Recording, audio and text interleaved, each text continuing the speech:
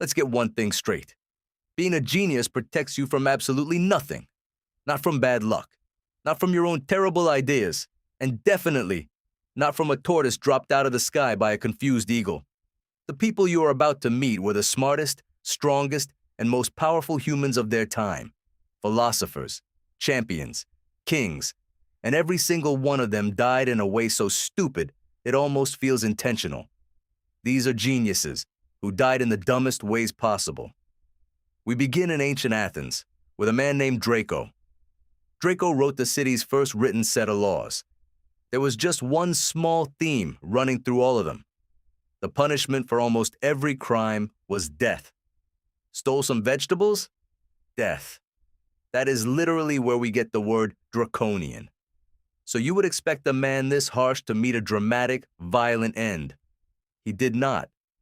According to the Suda, a Byzantine encyclopedia, Draco once visited a theater on the island of Aegina. His admirers were so thrilled to see him that they showed their love the Greek way. They threw their cloaks and their hats onto him, and they kept throwing. The harshest lawmaker in history was buried alive under a pile of pure affection. He was, essentially, killed by his own fan club. Next, meet Milo of Croton, possibly the strongest man of the entire ancient world. Milo was a 6-time Olympic wrestling champion. Legend says he once carried a full-grown bull across a stadium and then ate the whole thing in a single day. Nobody could beat this man. So naturally, the thing that finally beat him was a tree.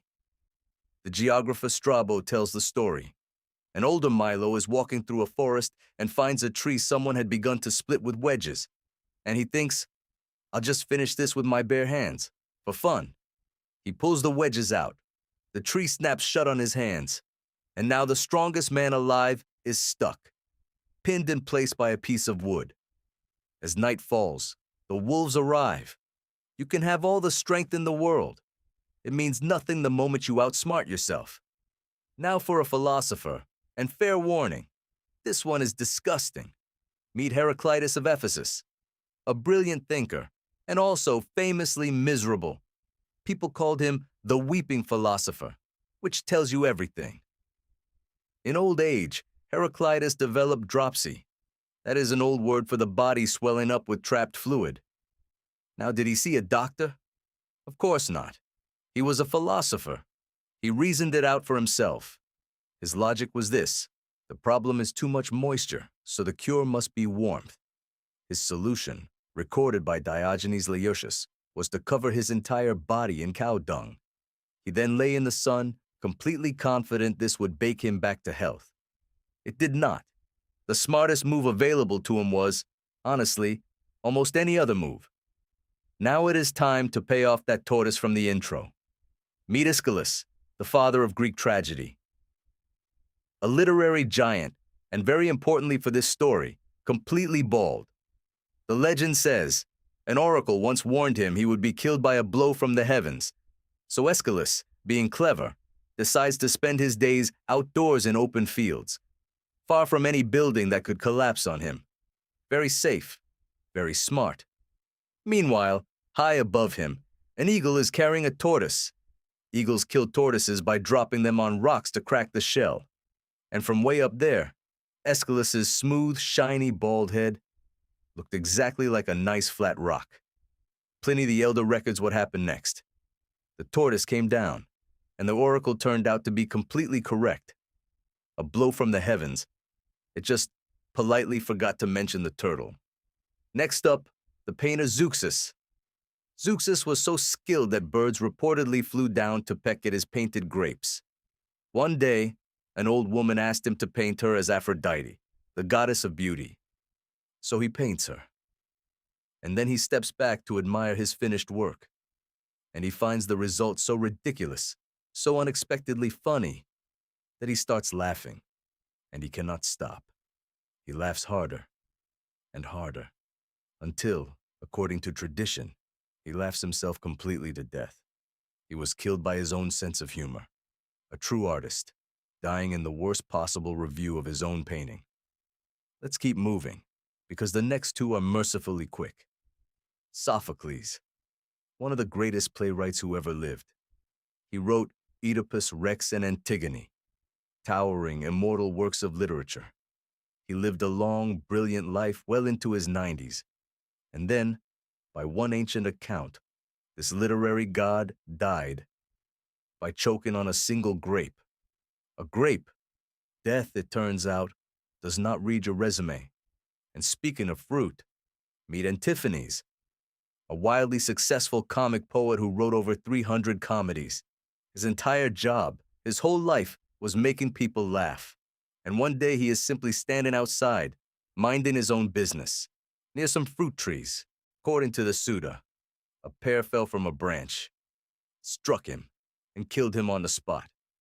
The funniest man in town, taken out by a single piece of fruit. Honestly, with his sense of timing, he probably would have loved it. Now we go from comedy to the battlefield. Meet Pyrrhus of Epirus, one of the greatest military commanders of the entire ancient world. He was so brilliant that even Hannibal admired him.